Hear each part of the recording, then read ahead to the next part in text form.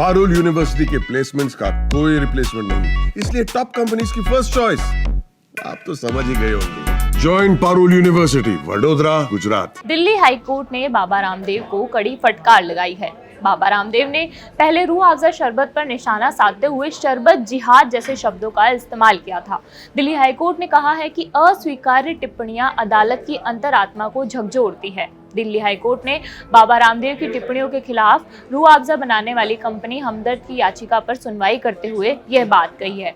आगे पूरा केस बताएं उससे पहले आप बाबा रामदेव की ये विवादित वीडियो एक बार देख लीजिए। गर्मियों में अरे प्यास बुझाने के लिए क्या ये सॉफ्ट ड्रिंक के नाम पर ठंडा मतलब टॉयलेट क्लीनर पीते रहते हैं। एक तरफ टॉयलेट क्लीनर का प्रहार, जहर, दूसरी तरफ शरबत के नाम पर एक कंपनी है जो शरबत तो देती है, लेकिन वो शरबत से जो पैसा मिलता है उससे मदरसे और मस्जिदें बनवाती है। ठीक है, उनका मजहब है, लेकिन आप यदि वो शरबत पिएंगे तो मस्जिद और मदरसे बनेंगे। और पतंजलि का गुलाब का शरबत पीते हैं आप, ये शरबत पिएंगे आप तो गुरुकुल बनेंगे, आचार्य कुलम बनेगा, पतंजलि विश्वविद्यालय, भारतीय शिक्षा बोर्ड आगे बढ़ेगा। इसलिए मैं कहता हूँ ये शरबत जिहाद भी, जैसे लव जिहाद, वोट जिहाद चल रहा है ना, ऐसे शरबत जिहाद भी चल रहा है। तो लो, आपको इस शरबत जिहाद से बचाना है तो सब तक ये शरबत में। विवादित टिप्पणी इस महीने की शुरुआत में की गई थी, जब बाबा रामदेव ने पतंजलि के गुलाब शरबत को लॉन्च किया था। लॉन्च के दौरान बाबा रामदेव ने कहा, एक कंपनी है जो आपको शरबत देती है, लेकिन इससे होने वाली कमाई का इस्तेमाल मदरसे और मस्जिद बनाने में किया जाता है। हालांकि उन्होंने हमदर्द या रूह अफ़ज़ा का नाम नहीं लिया था, लेकिन माना जा रहा है कि उनकी टिप्पणी इन्हीं पर की थी। इस टिप्पणी के बाद कंपनी ने बाबा रामदेव के खिलाफ हाईकोर्ट का दरवाजा खटखटाया। हमदर्द ने उनकी टिप्पणियों के खिलाफ याचिका दायर की थी। मंगलवार को दिल्ली हाईकोर्ट में हमदर्द की ओर से पेश हुए सीनियर एडवोकेट मुकुल रोहतगी ने कहा, यह एक ऐसा मामला है जो चौंकाने वाला है, जो अपमान से भी आगे जाता है। यह सांप्रदायिक विभाजन पैदा करने का मामला है जो नफरत फैलाने वाले भाषण जैसा है। इसे मानहानि के कानून से संरक्षण नहीं मिलेगा।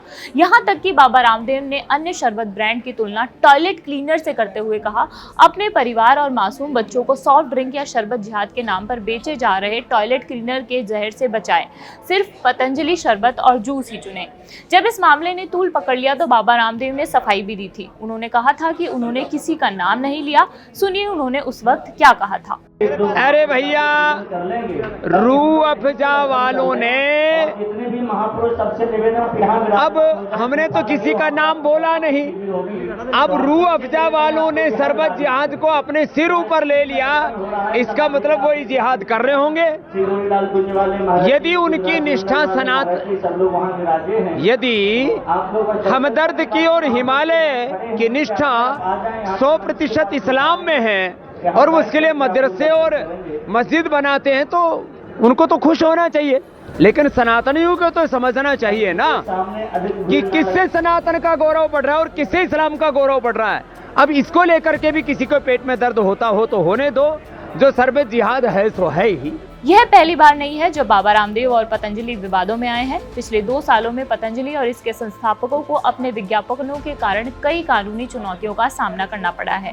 यह मामला तब राष्ट्रीय स्तर पर बढ़ गया जब इंडियन मेडिकल एसोसिएशन यानी IMA ने पतंजलि आयुर्वेद के खिलाफ याचिका दायर की थी, जिसके बाद सुप्रीम कोर्ट ने इसके विज्ञापनों पर अस्थायी प्रतिबंध लगा दिया और भ्रामक दावों पर अवमानना नोटिस जारी कर दिया था। आपकी इस खबर पर क्या राय है, हमें कमेंट बॉक्स में बताइए। मैं मनीषा हूँ और इस खबर पर जो भी लगातार अपडेट रहेगी वो आपको जागरण पर मिलेगी। चैनल सब्सक्राइब कर लीजिए। शुक्रिया।